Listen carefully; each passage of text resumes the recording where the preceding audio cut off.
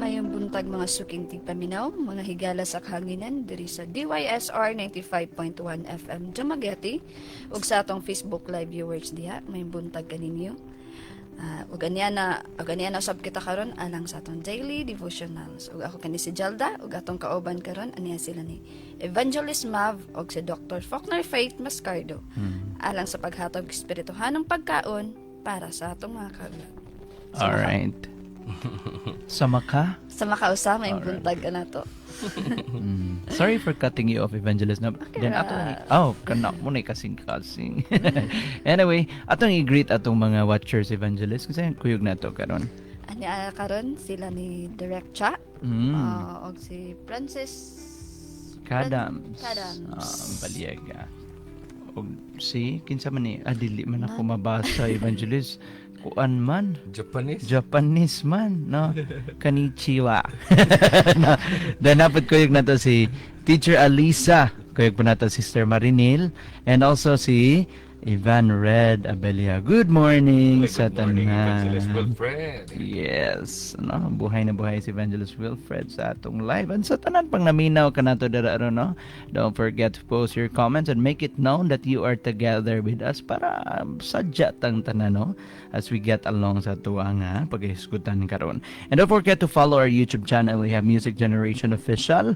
Katong kantang inyo nadunggan ganina, it's also already available sa tanan nga mga major streaming platforms. That was Pagkasimbahon no by Staunch Band together with in collaboration with Music Generation, of course, from the album originally Manlalaban. So that song might be familiar to some of you already, so you could hear that song. Pwede na ninyo nang ma-download sa YouTube and sa Apple Music. I believe it's available on Dr. Faulkner no yes, sa mga Apple, maka-Apple natin diyang mga si Adan o si Eva.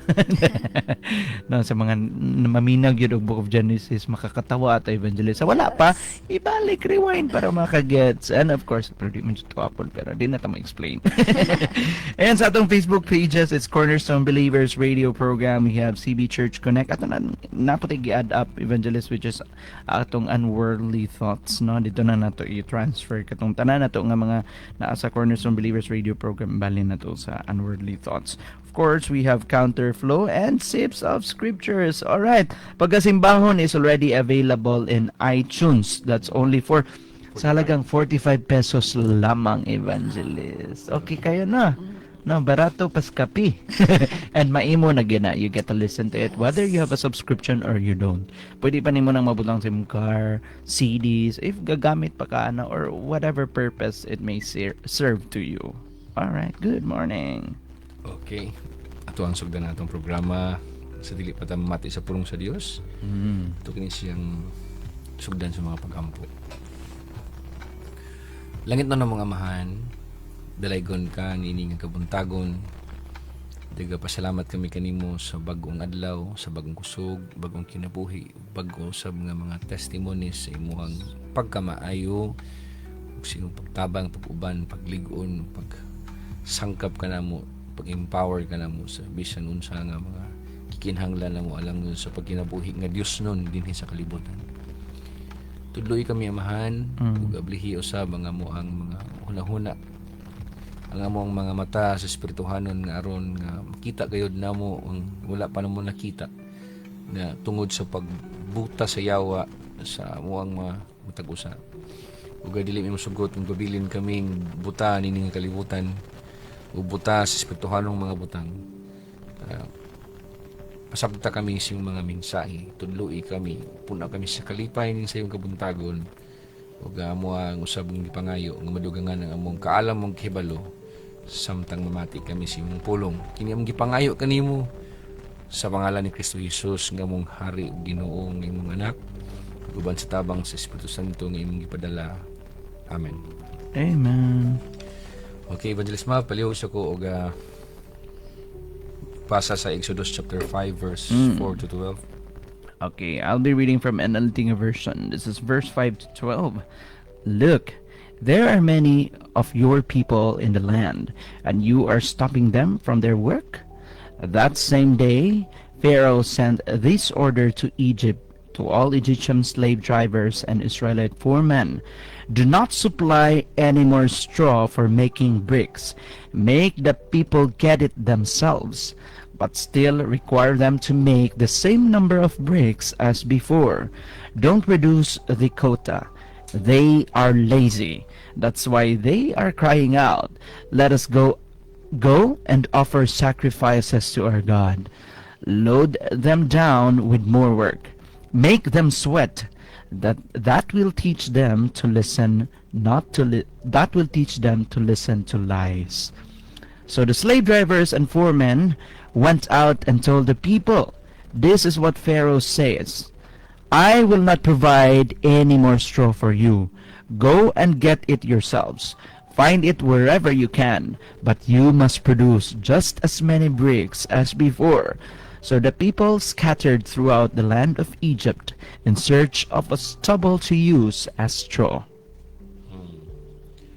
Evangelist Childa, pala magbasa sa Cebuano nga translation. Ningan diri, apan mitubag ang hari sa Ehipto. Nganong paundangon man ninyo ang mga tao sa ilang pagtrabaho? Balik na kamo sa inyong mga trabaho. Apan tanawa ra gud kung unsa kadaghan sa mga tao nga pahunungon ninyo sa pagtrabaho. Nian agihapong adlaw gimanduan sa hari ang mga nagpugos sa mga Israelinhon sa pagtrabaho ug bugat ug ang mga purman. Ayaw na ninyo hatagi ang mga trabahante ug mga dagami nga gamiton nila sa paghimog tisa. Sila na mismo ang pakuhaan nini. Apan kinahanglan maulang gihapon kadaghan nga tisa ang ilang himuon. Mga tapulan sila. Mao kana nga naghangyo sila nga tugutan ko nga mulakaw aron maghalad sa ilang Dios. Patrabahoa sila pag-ayo aron magkapuliki sila og dili na magpunay o pamati sa mga bakak nga storya. Yes, Busa nangadto sila sa mga Israelinhon og miingon, nagsugo ang hari nga dili na namo kamo hatagag dagami. Kamo na ang mangita niini bisan asa. Apan maura gihapon kadaghan ang tisa nga inyong himuon. Busa nagkadiin-diin na lang ang mga Israelinhon sa tibok Ehipto sa pagpanguha og dagami. Okay. Salamat, Evangelist Childa. Pagkamayuha, gini mo mabasag Cebuano sa. Thank you, Lord. Tuloy niya ito yung mga kauban. Yung magkapuliki mo sila binasa mo, kulbaan mo sila ba sa Cebuano? Anyway, ni kabuntagon manghigala atong sikutan karon, when obedience brings oppression. Sa dihang hinuon nga nigtuman hinuon ka, magdala na hinuon nig mas grabe pa nga pagsakit o pagdaog-daog. Kasulay ba ka nahigala nga ikaw pa'y nagbinuutan, ikaw pa'y nagtuman, nasakit na hinuon ka, gidaog-daog na hinuon ka, gitiwasan hinuon ka. Pamati ni nga mensahe karon kay makasabot ka ni sa imong sitwasyon ngano nakasinati kanina. Pero akong pagdasig sab nimo nga salig sa Dios in your hard times. Yes. Kanang daog-daogon ka, hard times man na siya. Lisod-lisuron ka ba? Lisod-lisuron ka hard times na siya. Despite ana, salig sa Dios. Kasagaran sa tuang kahimtang sa kalibutan, we often expect God's plan to make life easier, di ba? Basta mingon ngitag plano sa Dios, Evangelist Gilda makaingon ta nga, ay lamig na kasi nang kinabuhi mo easier gina siya. Apan ang balaang kasulatan nagpakita ka nato that following God can bring pressure, conflict, and increased hardship from people who oppose God. So balikon ako ang atong unhona, basta dili sa kalibutan, kumutuman tas kabuton sa Dios, ang kinabuhi may mong yanog sa yon lang. Apan ang kasulatan, ang Biblia, klaro kayo ng hatag na to ka ideya, kumutuman tas kabuton sa Ginoo, pwede na siya magdala og dugang nga pressure, panagbingkil, na conflict sa imong pamilya or sa ubang mga tao, and musaka pa man gani ang kalisdanan gikan sa mga tao, katong lisod-lisodong gikan sa mga tao, nganing supak sa Dios. Panalitan usa ka Kristohanon nga nayaki ginikanan nakipuyo kasi imong pamilya kay dependent pa ka. Dayon ikaray ning tuo sa pulong sa Ginoo imong pamilya wala. Wala siya kasabot, wala imong ginikanan kasabot nimo, inigtuman nimo sa kabuton sa Dios, imong number 1 kontra imong ginikanan. Yeah.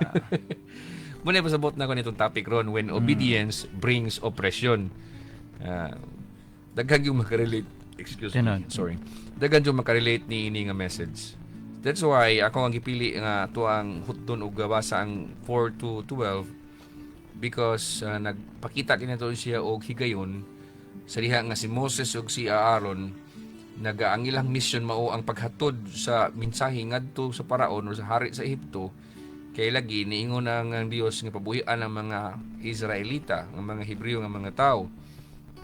Pero kaning ang mission ni Moses ug ni Aaron to deliver Israel collides with Pharaoh's stubborn pride. Ning bangga mahinoon, lami ka ang ilang mission kay tuman sa kabuton sa Dios pero ang ilahang leader nga ilang adtuon pagkataasan po ng garpo. So the result is immediate hardship. Kaya imagine, natas kay expectation ni Imagine Jill naman to ka dito kay sugo Ginoo sure gini. Ginoo na koy kasugo ni Sharo din ni sa tuman. Pag adto ni grabe naman no ni supak naman no siya. No? And there are 3 simple truths nga nag-emerge ni ini nga story mga higala. Kita na to diya that God's call often faces resistance. Basag naitawag sa Dios, naadyo na siya pagbangga, naadyo na resistance gikan sa mga tao nga wala na mati sa Dios.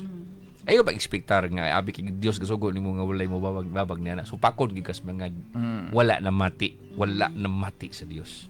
Man. Automatic gina siya. And ikaduha na nga ang garbo pud sa tao mooy mo fuel, mooy mo hatag og gasolina sa pagdaog-daog. Example, gidaog-daog na kadaan sa tao, sa laing tao nga walay kadlok sa Dios. Ingnon pag mo yung gabuton sa Dios, at tiwasan ka. Kina ni garbo, tiwasan ka sa garbo niya. Mas mo grabe hinoon na. And ikatulo, faithful people respond by trusting God and staying faithful to the mission. Ang faithful nga mga tao, bisan tuod og supak-supakon og daog-daogon, mo responde lang gihapon, mo sanong lang gihapon, pinaagi sa pagsalig sa Dios. Dili tong mingon na dili tong mingon bitaw nga tinarong hinunta niya, dinunta ni tagaan sa atong gipangan may pag-ato ning patyon. So, dili na faithful nga tao. Kaya ang faithful nga tao, namati ka sa kabuton sa Dios, ituman ka sa kabuton sa Dios, nagisupa ka sa mga taong dili mamati sa Dios, gislusod noon ka, imbis nga ang imo na siya pasakitan og imong awayon og imong bakang balusan, ang imo ra gyapong response mao nga mosalig gyapon ka sa Dios o magpabilin kang faithful sa mission nga ipabuhat nimo, bahalag masakitan ka. Anyway, ako sang ihatag niyo ang context sa story kay basin namin mga bag-o diri na mati.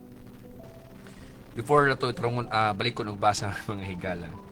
Ang nitabo di ni ini nga panahon na kay ang pagsakit ug pagdaog-daog sa mga Israelita sa ilang mga amo nga mga Egyptians nagagrabi.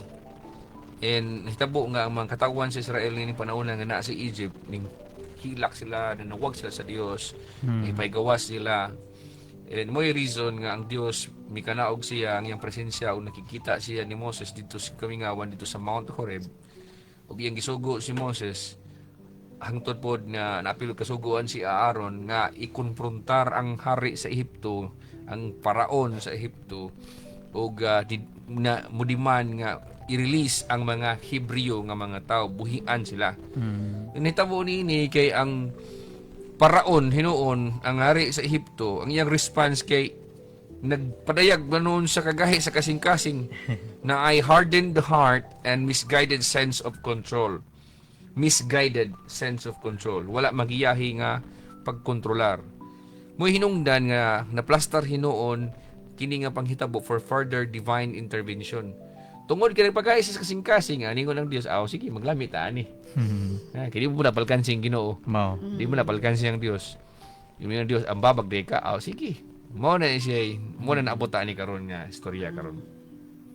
And doon na tay gamay nga fact mga higala, ang straw or ang dagami sa ilang panahon gigamit na nila para bang strengthen sa mga mud bricks, yuta nga himuon nilang mga bricks para paggamit nila og mga infrastructures ang tukod sila mga mga building.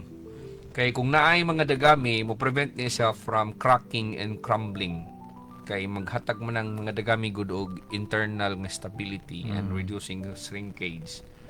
So kung maghimo ka og bricks nya walay dagami, dali ra na siyang mangliki. It acts as a natural reinforcing agent similar to rebar in concrete, allowing the bricks to dry more evenly and hold their shape. So mao na nga gibasa ganina nga sila na papilion o sila na pangitaon og dagami or straw. And kini nga paggamit sa dagami silang panahon mga higala is a long-standing practice nga gi-highlight sa mga sa Biblia labi na sa story sa mga Egyptians. So sila mo ginagpao si ugda ni Ban Maf. So ang mga Egyptians being forced to make bricks without the traditional straw, a task considered impossible without the necessary nga mga materials. So mo na siya ay kanabang mo na siya ay story nganong naay mo na rason nganong nisgutan ni siyang dagami dinhi. Anyway, ato ang focusan ang point number 1. Oppression often intensifies when God calls His people to freedom.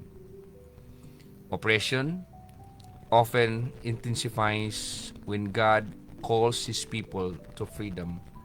Ang pagdaog-daog, mas mugara na siya, mas magkagrabi na siya. Siyang ang Dios, magatawag na siya makatauhan alang sa ilang kagawasan. O sa gingon sa verses 4 and 5, Evangelist Gilda, balik basa. Ningan diri, apan mitubag ang hari sa Ehipto. Nganong paundangon man ninyo ang mga tao sa ilang pagtrabaho. Balik na kamo sa inyong mga trabaho. Tanawa ragod kun unsa kadaghan sa mga tao nga pahunungon ninyo sa pagtrabaho. So ang pangutana ni Paraon, nganong gipahunong man ninyo ang mga tao sa ilang trabaho? Balik kamo sa inyong trabaho. Ang inyong katauhan mas daghan pa kaysa mga Ehiptohanon ug buot ninyo silang paundangon sa ilang mga trabaho. So kini siya nga mga pangutana kay nahulog ning duha ka pangutana. Si Pharaoh nining panahon na nag-question siya sa purpose of the people's departure. Ano ninyo paundangon nga yun ay ipapawaw ninyo. Uga iyang gi-assert Evangelist Mav that the Israelites should remain as their laborers or workers, slave workers. Nangusog gid siya na. Assertion na niya. Mingon siya nga padayon pabilin ka mo sa inyong pagkatrabahante.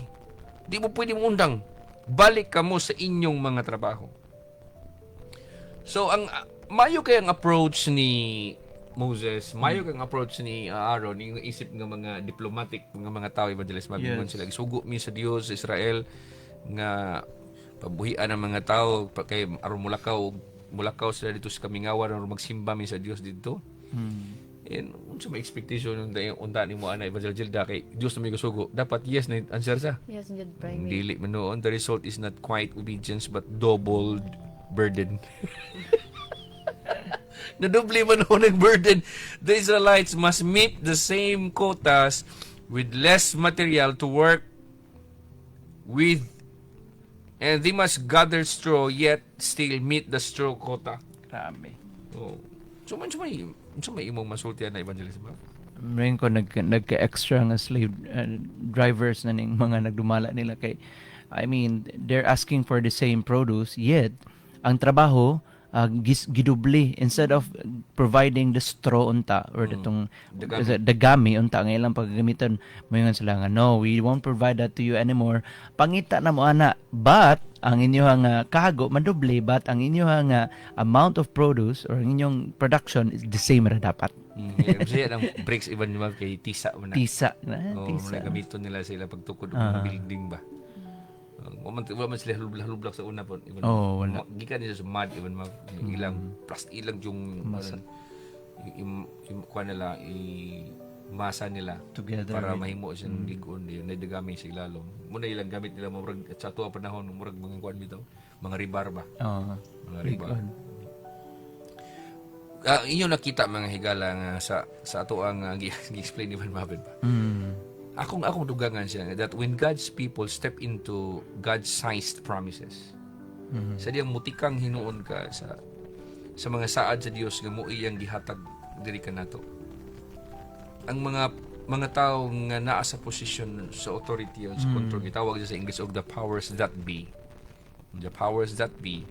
Kasagaran sila mo respond sila with increased pressure and oppression to stifle the movement. Kabantay even ba? Kuan man na siya, pattern man na siya kalimutan. Yes. Kato na inoong gisaligan nimo nga naa sa posisyon, imbis na inoon tuto silang mulaban nimo kay Dios no lang imong approach, narong imong approach. Mo na inoy mutuok hinuon sa kalihukan. True. Imbis na tabangan ng kalihukan mo dako, mo na imo babag. So, mo na siya nga kasagaran sa mga Dios nun nga tao ning kalibutan na dili kayo makakitag pabor sa mga tao nga naa sa posisyon ni ining kalibutan or sa mga gitawag og the powers that be in this world. Powers that be. So mo'y reason nga ako kang gidasig nga ayo lang kabalaka tungod kay the moment nga mahitabo na sa imong kinabuhi nga ikaw pay tinarong Dios nun ka igor ka nagtumas kabuton sa Ginoo niya supak-supakon ka sa mga naas posisyon labaw pa nimo ang ako encouragement nimo mao ni pabilin sa pagsalig sa Dios. Ganun ang tanong mga Gilda. Kaysa una ra gyud buday na nga panahon prime nga daghan gyud mo supak sa alagad sa Dios nga gisugo mismo sa Dios prime. So ang application ni ini, if you are pursuing the call of God and facing unexpected nga mga hardship, hinumdumi lang ni. Kung nagtuman mo ni kas kabuton sa Dios, gatubang ragya po niya, gatubang hinuon kag mga wala ni mo gi-expectar nga kalisdanan, imbis mo gamay ang kalisdanan ni dubli na hinuon. Di grabe na hinuon. Ana man ngibita kami mga kama, manimba mi simba gipriso na hinuon ka. Gipalabar na hinuon ka, unsa ba gibantay na hinuon ka og kuan inana ba? Remember lang ni, sundumi ni siya, resistance is not evidence of failure, but a common trial on the path to God's deliverance. Ha? Sa dihang supakon hinuon ka, babagan hinuon ka, dili na siya ebidensya nga pakyas ka. Apan mauno na siya Evangelist Gilda ang common kayong nga trial nga pagsulay sa dala nimo nga padulong sa imong kagawasan. Nakuha ni Evangelist Gilda. Wala nagpasabot nga nituman ka kasabotong sa Dios na supak-supak ni imong kagawan failure na kuan finish na kuan dili inoon usa na siya ka common nga pagsulay sa dala nimo padulong sa imong kagawasan. Praise the Lord, Iban mo. Hallelujah. So, nga na lang ayaw balaka kay ebidensya na siya nga nakasadalan padulong sa imong kagawasan. Yes. Dugang ka na Iban mo. Probably akong kuano sa mga tao nga gusto kanunay nga walay resistance nga some of the prayers mong God nato kaniadto nga murag idealistic kayo pero di ay theologically incorrect kan mayon ta Incorrect. Ginoo kumadto kaning dapat Lord smooth sailing ra ang tanan Ginoo pero tanga Dapat walay mo babag Lord. walay mo apag Lord pero kung iya gyud nas Ginoo no Na di resistance. yes it's but normal nga dunay resistance so next time around let's probably change or amend our prayers. Sige. But speaking of kanang amending sa prayer, but what could I advise is you should pray for wisdom Wisdom and instead. endurance. Wisdom, endurance, and continued alignment with God's mission. Kanang tulo. Amahan tagay ko kaalam saon ko ni siya, then tagay ko kusog nga makalahutay ko magagwanta ko nini. Then tabangi ko nga maka-continue ko nga matunong ko sa imong mission. Wow. So kanang tulo mo na Kanang ako ang nindot, masuggest Iban. Kanang Pray nindot. for wisdom, endurance, and continued alignment with God's Amen. mission. Wow. Now, let's proceed to the second truth. Kaduha, the source of the oppression is not merely policy, but pride and rebellion against God. The source of the oppression is not merely policy, but pride and rebellion against God. Ang kana di ay tinubdan sa mga pagdaog-daog, dili din na siya ingon nga balaod na rin or palisiya or muna ako ang balaod ng balayan ni dili din na siya apan garbo og pagrebilde batok sa Dios din na siya. Mo'y tinubdan ana Ivan Mav. Ang kuyawas ha. Itong giingon sa verse 2 atras ira gud Evangelist Gilda sa bersikulo 2. So bersikulo 2 sa Exodus chapter 5. Nato naman ang gisgutan pero atras lang. Ningon diri primate Miingon ang hari, kinsa ba ang Ginoo nga motuo man ako kaniya? Ug motugot ako nga palakon ang mga Israelinhon. Oh. Wala ako makailan ni ana nga Ginoo. So Ug kana mo ni source. Mo ni gidaog-daog din sila mga Israelita kay bisa pag tawag tarong ni Moses, bisa pag iyang in Englisson pa to, iya ba tong ipa British accent ta even mav. Dili ni gibuto-buto. Ang Pharaoh ngano man kay nasi pride and rebellion against God. Dili ko okay la kinsa man na siya. Ha?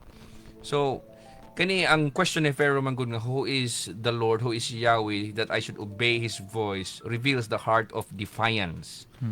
A sovereign human will ignoring and resisting the one true God who created the universe.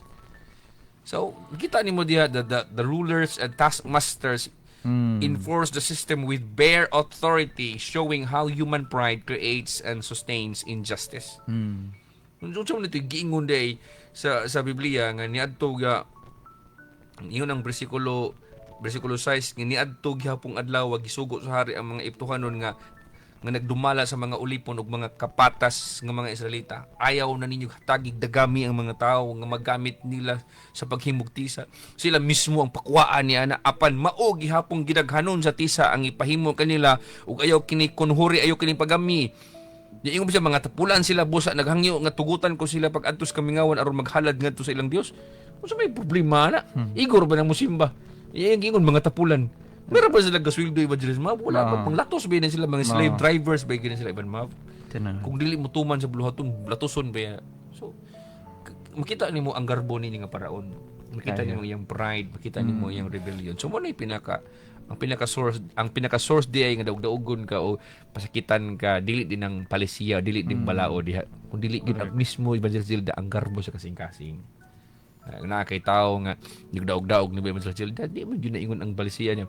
Ako magbuot dining balayan ni kay kana. Pero ang tinud-an nay kung wala na siya pagtahod sa Dios, bisag unsa lang hiyang himuon nimo para pasakitan ka. So, siguro na narabaho kag kumpanya then ingon siya, ako may kuandre, ako tagiyan ning kumpanya. Nya daog-daogon ka dito. Dili ang iyang palisiya mismo may problema. Kung dili ang iyang garbo. Iyang pagdumili sa pagbuhat sa kabuton sa Dios. Gusto ko nga inyong masabtan nini nga kabuntagon mga higala that oppression in scripture traces to idolatry of power. But pasabot believing a human regime can outlast or outmaneuver the divine plan. Tawag siya idolatry of power. Nagtuo ang mga tao ning kalibutan na ba nga makalabaw sila sa gahom sa Dios o sa plano sa Dios. Ang makita nimo Evangelist Mav, the sufferings of the Israelites is a consequence of Pharaoh's declaration that he will not bow to the God of Israel. Kung imo analyze nganong gidaog-daog samot ang mga Israelita nga nihangyo naman ta si Moses ug si Aaron tungod kay dili man siya mutahod ng Dios sa Israel. Mo niyang gitiwasan. Kaya kung napa siya pagtahod, mo ba? Mano to siya Evangelist Zilda? Mo ba? Ang Dios din ingon. Ay sige. Di ba? Evangelist Zilda kung diala siya pagtahod sa Dios, hala, ang Dios din ingon. Pero tungod man kay wa man siya pagtahod sa Dios, kinsa man ang Dios na? Kinsa man siya, okay lang niya. Di gitiwasan. Unsa may masulti nimo Ivan mo before the point number 3? Akong nakita diri Dr. Faulkner no nga ang ilahang yun nga gibuhat was not out of policy but malicious intent or deliberate kanang decision towards causing harm to another person or kasakit sa mga tao. It's because of course they tend to think nga okay kinsa man nga Dios, they're playing God or kumbaga Dr. Faulkner ba murag they own the people that they kanang have right now. Murag feeling nila sila tagiya sa mga Israelites, but here comes someone no telling them nga well release my people, so that could be a hit sa ilang ego, causing them of course to subconsciously let's say competing with God. They're challenging God through showing that no biglang gipagrabihan. Okay, so ang agi application ng mensahe is examine your own allegiance. Amen. And confess any pride that sustains injustice. Repent and realign with God's perspective and purposes. Kaya basin natintal na ka to trust systems Oh. or wealth or status over God. Correct. Basig natintal ka ana. Ayaw jud bisag unsa bag sistema sa yung kumpanya, sistema sa gobyerno nato diri o napakadahang kwarta diha o unsa na kan sikatan ning kalibutan na ayaw kalimot nga ilalom ra ka sa Dios. Oh, correct. Correct. Katulo mga higala, faithful obedience to God requires endurance and dependence beyond the immediate outcomes. Faithful obedience to God requires endurance and dependence beyond the immediate outcomes. But pasabot, ang pagkamatinumanon nga pagsugot sa Dios nag-require nimo og pagkamalahutayon. Dagang mga tao yung sa Lord, butuman ko ginupudi kalahutay kung na supak-supak ko na sila. So, nag-require na sa endurance. Wow. And budepend gyapon ka sa Dios bisag makita pa ka og na immediate nga outcome nga negative. Bisag mo kag di na ko kay bali sa ning ako si Moses si Aaron iban magkitang duha kung ikaw si Aaron ako si Moses nya si Evangelist Gilda siya si Paraon. Mingon siguro ta even map kadang Aaron di na lang siguro tang padayon kay usa tong istorya gining grabe na may noon ni kamangtas gitiwasan na minuning mga Israelita sa kalisdanan. Pero ang Biblia kumingon ka ni ubay ka sa Dios nag-require na siya endurance. Lahutay. Bahala og ang immediate nga kanang kuan reaction is negative padayon lang gihapon. Amen. So matod ba sa Biblia kung imo siya isa sabton Moses and Aaron delivered God's demand to Pharaoh nga leading to escalated oppression hinuon imbis na nung buhian sila na double nagrabe na noon kay sila na noon mangita sa dagami nga kaniadto gisuplayan ra sila. Wow. And the people's leaders experienced direct consequences.